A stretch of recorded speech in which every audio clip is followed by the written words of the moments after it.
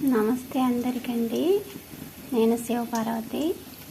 ఈరోజు చేపల పులుసు చేస్తున్నా.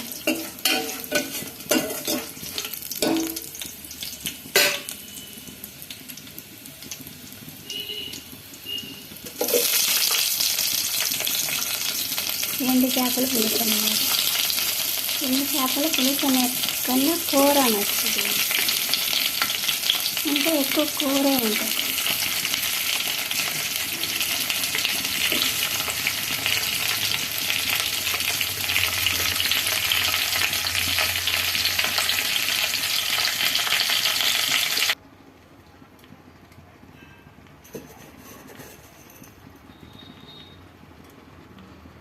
తక్కువ వేసుకోండి ఉప్పు, దేనికంటే చేపల్లో ఉప్పు ఉంటుంది అన్నమాట. అందుకని నేను తక్కువ వేసాను.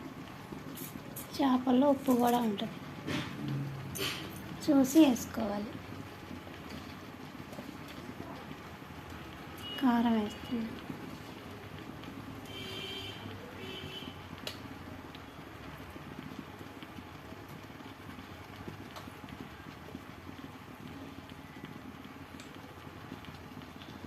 ఇంకా కలబెట్టుకోవాలి.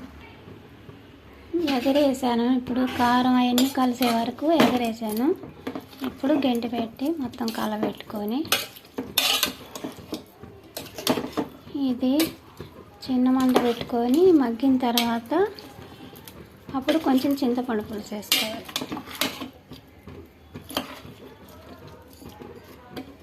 ఇలా మీరు కూడా చేసుకోండి. ఈ కూర మరంత తినచ్చు, టేస్ట్గా కూడా ఉంటుంది.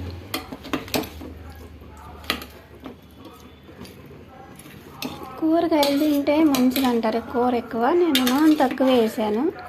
ఒక గంట వేస్తాను ఏ కూరలో అయినా. కూర ఎక్కువ తినచ్చు.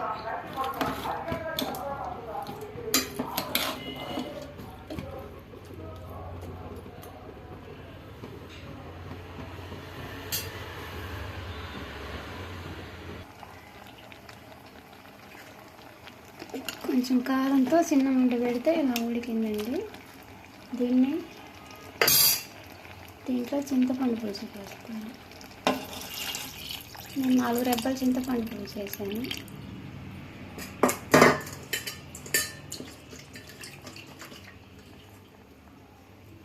ఇలా వేసుకోండి.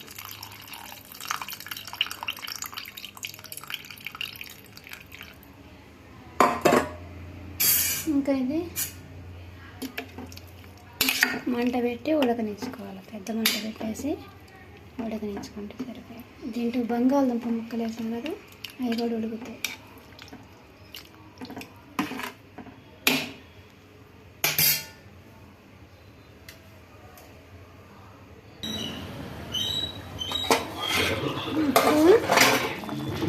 ఉడికిపోయిందండి.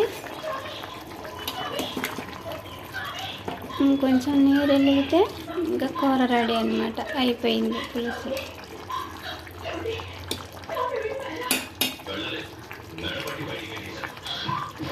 చేపల పులుసు.